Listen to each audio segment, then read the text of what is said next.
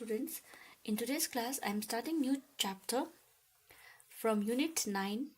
Unit 9 is Electronic Devices and chapter is Semiconductor Electronics. Now, the importance of studying semiconductor is, in ancient times, the electronic devices were bulky, used to consume high power, which has limited life and used to operate in high voltages. Now, due to semiconductor devices, things have become much simpler, such as it has become small in size, which has low power consumption, long life, and low operating voltage. So that is the reason why semiconductor electronics is of great importance. Now, first of all, let us discuss about the material, which is how a semiconductor is made. Now, most of the materials can be placed into two categories: either conductor or insulator. Now, conductors are those where charge can flow easily, whereas insulators are those where charge cannot flow.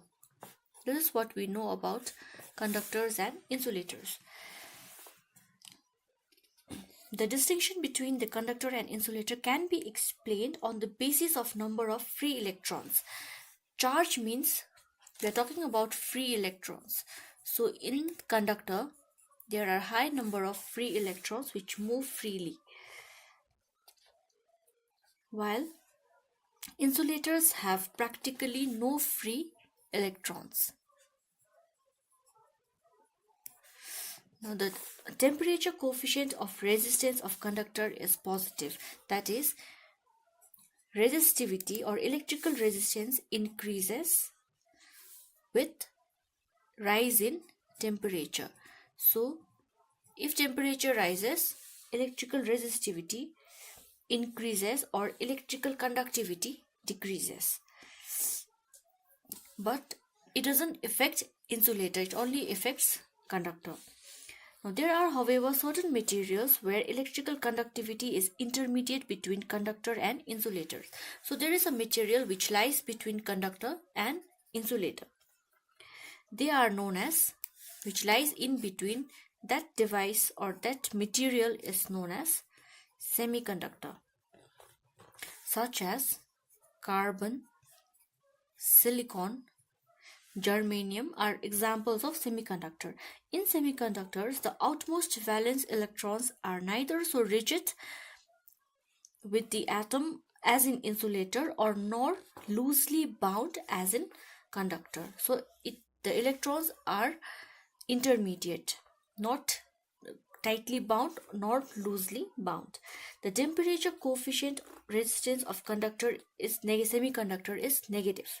That is, the electrical resistance decreases with rise in temperature. When temperature increases, conductivity increases. Resistance decreases, it means conductivity will increase. And at absolute zero temperature, a semiconductor becomes an ideal insulator. So when temperature is 0 Kelvin, semiconductor behaves like an insulator. So this is the property of semiconductor. Okay, this is the first thing. Now we'll study about energy bands in materials. Now, let us talk about the energy band in materials. A material consists of an enormous number of atoms packed closely together. Each atom, when isolated, has a discrete set of electron levels, such as, I'll just write it down. The level of the electrons in the atom is in such way, such as 1s2, 2s2, 3s2, 3p6, etc. This way electrons sit in different levels. Now, as we imagine, there are n atoms of the materials to be isolated from one another, then they would be completely coinciding set of energy levels. That is, the electrons fill the energy levels in each atom independently.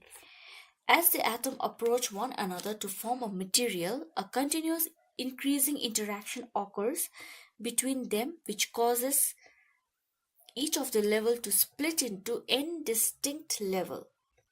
Therefore, the split energy level becomes so numerous and so close together that they form a continuous energy band. The amount of splitting is different for different energy levels. In general, the lower level are split less than the higher levels, the lowest level remaining almost unsplit. The reason is that electrons in the lower levels are the inner electrons, such as, I'm talking about lower levels, which are 1n, 2. These are lower levels where the electrons are bound to the nucleus. If there is a nucleus, 1s, 2s will be, this s will be bound to the nucleus. That is why it is really difficult to remove the electrons from the innermost shell or innermost orbit.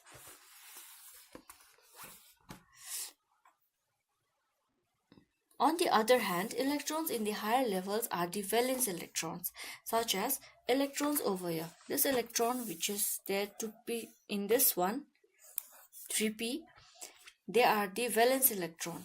So they are easy to remove from the shell. Now in this figure, it shows the formation of energy band for some of the higher energy levels of isolated sodium. So this is for sodium. Okay, I'll write it over here. This is for sodium. Where ground state conformation is, for sodium it is 1s2, 2s2, 2p6 and 3s1. As the intermediate atomic distance decreases, the dashed line indicates the observed interatomic separation in the solid. So this line represents the separation in the solid. The 3s level are the first occupied levels to be split into a band. The 2p levels do not begin to split until the interatomic distance becomes smaller than actually found in solid sodium. The level 2s, 1s and 2s do not split at all. So we can see over here it is only 2p, but 1s and 2s, it lies over here itself, which is not being split because it has got very strong energy. Whereas as we go up to higher levels, 3s and 3p, it has been split because they have less energy.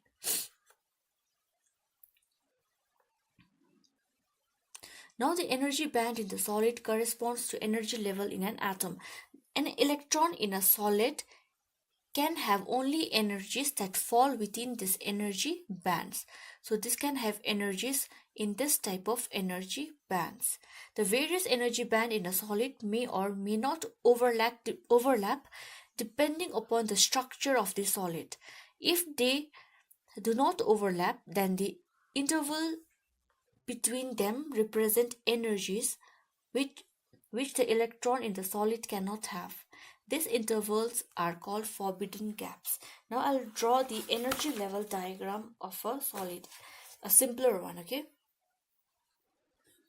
So this type of energy bands are present in a material or a semiconductor or conductors or insulators, whatever material we talk about. Now there are different band. This shows the energies. Now the first band over here, this band is the valence band. Now I'll tell you the properties of valence band. Please note it down, okay?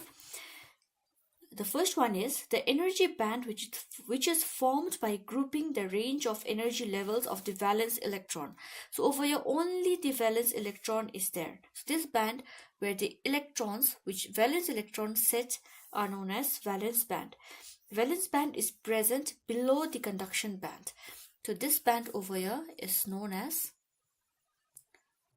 conduction band. So valence band is below the conduction band. Electron in valence band have lower energy than the energies in conduction band. So electrons of valence band have got less energy than that of conduction band. The electrons in the valence band are loosely bound to the nucleus of atom. That is the last point. Now whatever points I have just told you, just write it down. Now next, about conduction band. The energy band, which is formed by grouping the range of energy levels of the free electron, is called the conduction band. All the free electrons,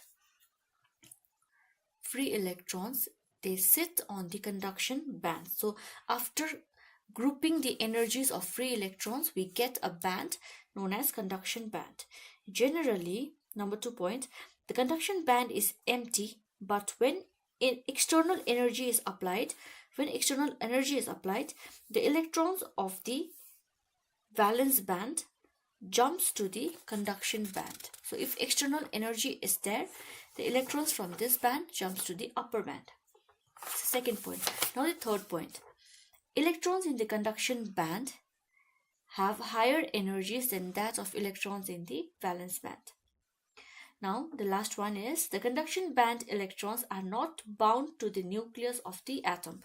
They are free electrons, they are not bound, and they are free to move.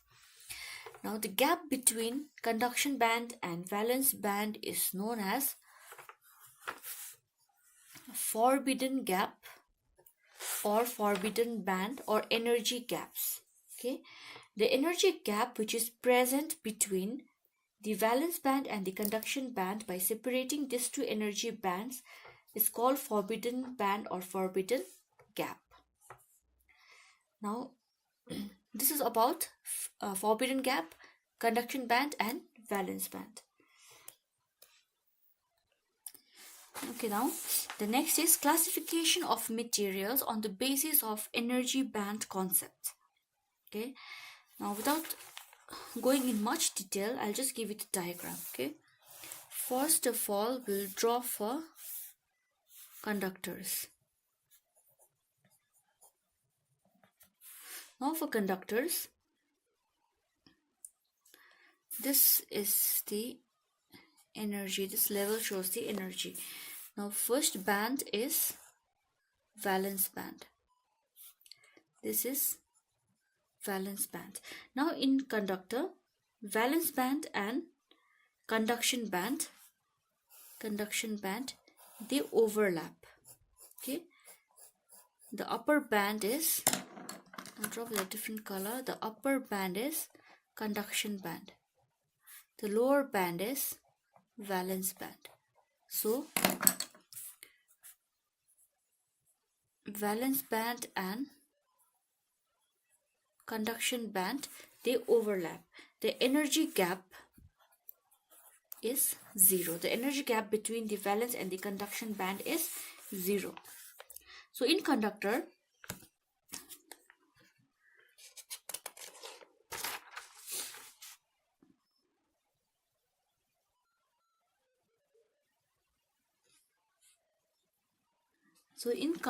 valence band and conduction band overlap. So it is easier for the electrons in the valence band to jump to the conduction band because there is no gap over there.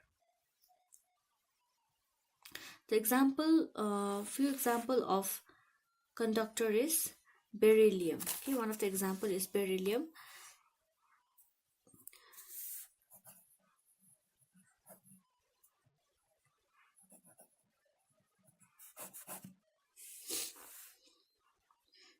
Or this is a material sodium. Material sodium is also conductor.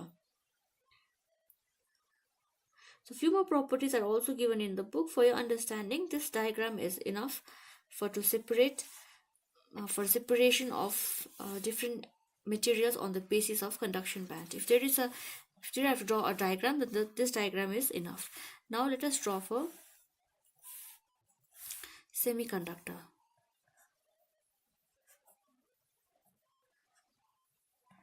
This level is energy. Now the first band, this band over here is valence band. The upper band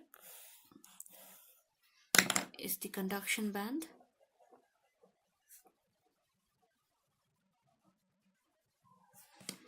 Now there is a gap. That means the energy of the valence band is greater than the energy of the conduction band is greater than the energy of the valence band. The gap of energy, the difference of energy, is greater than 3 electron volt. So this is the amount of energy difference in a semiconductor.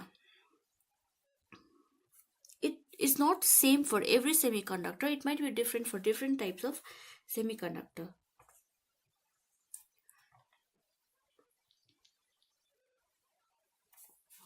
So energy gap is less than or in between 3 electron volt.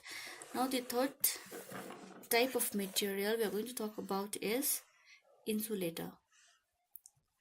For insulator,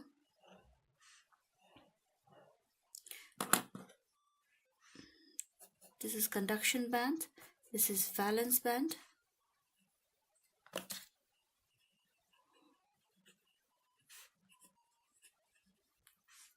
The energy gap is greater than 3 electron volt. So the energy gap is so much that the electron from the valence band for the electrons of the valence band is not possible to jump into the conduction band. That is why this type of materials are insulators. Even at very high temperature, there is no exchange of electrons. The electrons will sit in the valence band only. So these are the classification on basis of energy band concept. So for today, we'll keep it up to here. In next class, we'll discuss about types of semiconductor. Okay, and with one more class, we'll be able to finish this chapter also.